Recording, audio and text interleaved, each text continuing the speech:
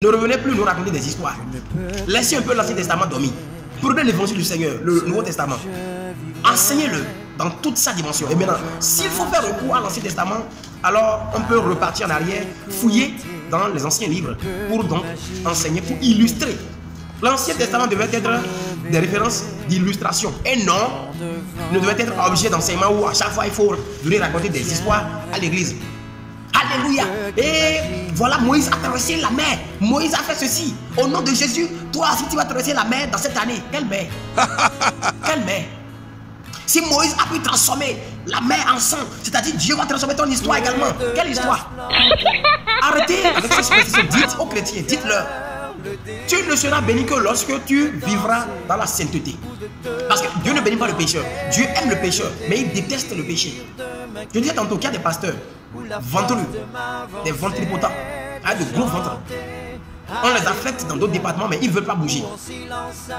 Ils ne veulent pas bouger. Ça se passe partout, que ce soit au Bénin, au Togo, en Côte d'Ivoire, un peu partout. Leurs yeux sont rivés sur l'argent.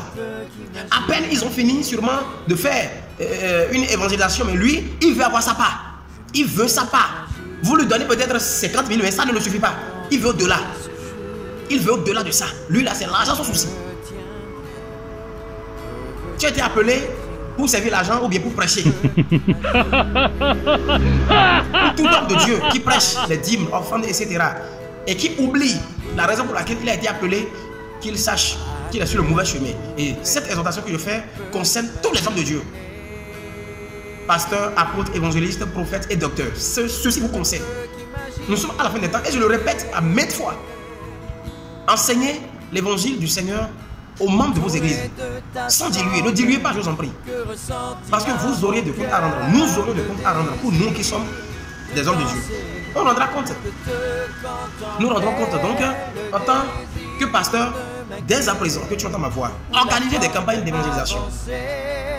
Organisez des campagnes d'évangélisation. Allez évangéliser. Sortez pour prêcher. Arrêtez à chaque fois d'être casé là dans votre temple tous les dimanches. Sortez. Dites aux membres de votre église que très prochainement nous irons prêcher. On sort pour aller prêcher.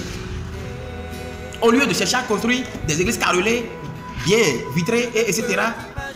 dans un confort donné avec des climatiseurs bien ventilés, prenez ce sous-là et organisez des campagnes d'évangélisation. Allez dans les villages. Il y a des âmes qui ont soif de la parole. Ils attendent que nous venions vers eux. Ils attendent nous notre venue. Et voilà, nous on est ici. Sur la plupart des hommes de Dieu sont là dans leurs églises à attendre les dîmes. Que Dieu vous bénisse. Je suis à la fin de cette exhortation. Les enseignements, comme je l'avais dit la fois dernière, vont commencer. Les prédications vont commencer en bonne et due forme, suivant des thèmes très propices et très concis, afin d'éveiller le corps du Christ, l'église du Seigneur dans le monde entier. Pour tous ceux qui me suivent, que ce soit en France, en Côte d'Ivoire, au Bénin et partout et ailleurs. Dieu vous bénisse. C'était l'évangéliste, votre humble serviteur, Déo Gracias. Que le Seigneur vous bénisse. Amen.